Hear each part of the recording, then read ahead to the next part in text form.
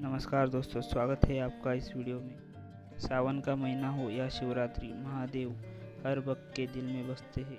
आज की वीडियो में हम बनाएंगे मिट्टी से शिवलिंग, बिल्कुल ट्रेडिशनल तरीके से।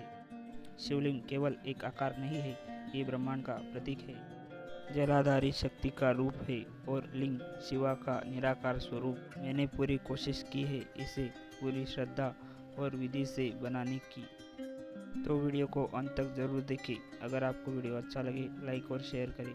धन्यवाद।